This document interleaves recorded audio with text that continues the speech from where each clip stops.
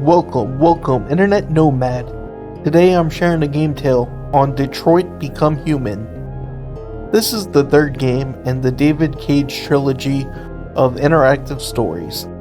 These three games are Heavy Rain, Beyond Two Souls, and Detroit Become Human.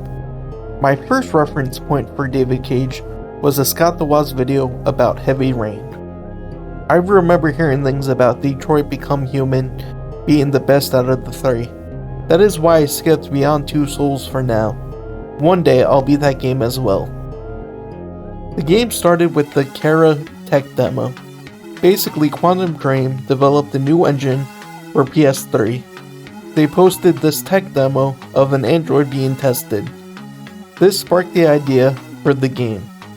David Cage said he was inspired by a book called The Singularity is Near, which in 2024 got a sequel called The Singularity is Nearer. This book is non-fiction and discusses the possible futures of technology. Detroit Become Human is one of those deep philosophical games. The themes and characterization are phenomenal. It really makes you think hard about tough subjects like racism and what makes us human. With powerful messages, this game is a milestone in video game stories. I'm going to dig deeper into this story much later. My goal is to make video essays one day. I'm talking over a half an hour of content. These game tales are just practice for me. One day I'm going to commit to longer form content.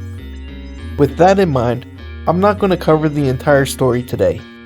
Usually I would go through all the major choices, but Detroit Become Human is too complex to make a single 7 to 8 minute video covering everything. The whole concept of this game is that in the future, people will have android companions and servants. There is an outbreak of androids who become sentient. Androids become sentient when in danger, and they begin to develop feelings like fear, sadness, or betrayal. While some androids are happy being servants, some people abuse and mistreat their help. Usually a game showcasing slavery is hard to pull off. Everyone knows slavery is wrong, and we shouldn't do it. Making the slaves androids opens talks about the future. When does an android deserve the same treatment as humans? With AI becoming a big discussion, this topic is very relevant today. Technology is hitting a point where things which seemed impossible are quickly approaching. Androids were developed to be basically servants for mankind. There are many models for humans to own. Each model has unique skills and features. The game follows 3 of these androids. One is called Connor, who is a police officer investigating these sentient androids. The second is Kara, a maid who becomes sentient, and the third is Marcus, a caretaker for an elderly man. This is where I'll mention spoilers, because this game is too hard to talk about in general terms. I recommend people play the games before viewing this video. I'm not going to cover the full story of the game in this video, I'm just going to share highlights. So spoilers now. So my story for Kara ended too soon. I made the mistake not to become deviant and paid big time. Researching for this episode, I found out I missed some important story beats. Kara is given an order not to come upstairs, where her owner is beating his child. I thought the game wouldn't be too dark, but I was wrong. The owner ends up killing his daughter. I should have redone the scene, but I didn't. While this part is dark, the father Todd has a big secret. I didn't experience this part, but I learned that if you follow the story to the end, it is revealed that the daughter was also an android. Todd's real daughter left with her mother in the divorce. Another scene which made me question my playthrough was meeting the programmer for the androids. He says he'll give you answers if you kill an android. That scene was so intense. I decided against killing the android. I wonder what secrets he was going to tell if I did shoot the android. At the end, I got one of the good endings. Androids were liberated. Connor didn't shoot Marcus during a speech.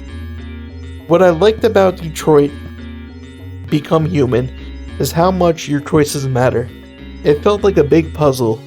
The actions you take lead to many different outcomes. I took a more peaceful approach. My favorite character has to be Connor. I felt so bad since I was really bad with the deviants. Almost every android lost their life when I investigated them. I love the dynamic between Connor and Hank. I love how Hank was a big anti-android guy. Winning him over was so much fun. The juxtaposition of the two created an added layer of choice.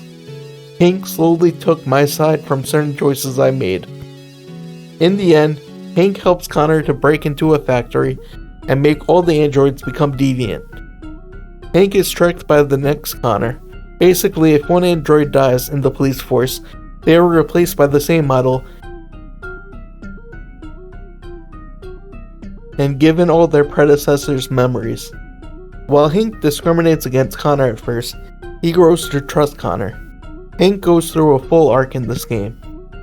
This is contrasted by Marcus. Marcus loves his owner, Carl. After Carl's son tries to get money for drugs, Leo, Carl's son, pushes Marcus. Marcus becomes deviant. In my playthrough, Carl dies from a heart attack. Leo tells the police Marcus killed Carl. The police shoot him. Police brutality is a big issue in this game. It is clear that the police don't see androids as human-like. Marcus finds parts he needs in a junkyard. All the broken androids are collected in a junkyard. Marcus finds everything he needs to become functional again. The Freedom March was another highlight of the game. Converting nearby androids and standing up to the police was exciting. I want to replay this game soon. I also want to discuss the entire thing through a different lens. Maybe one day I will finally have enough practice to really dissect the story. Farewell, Internet Nomad.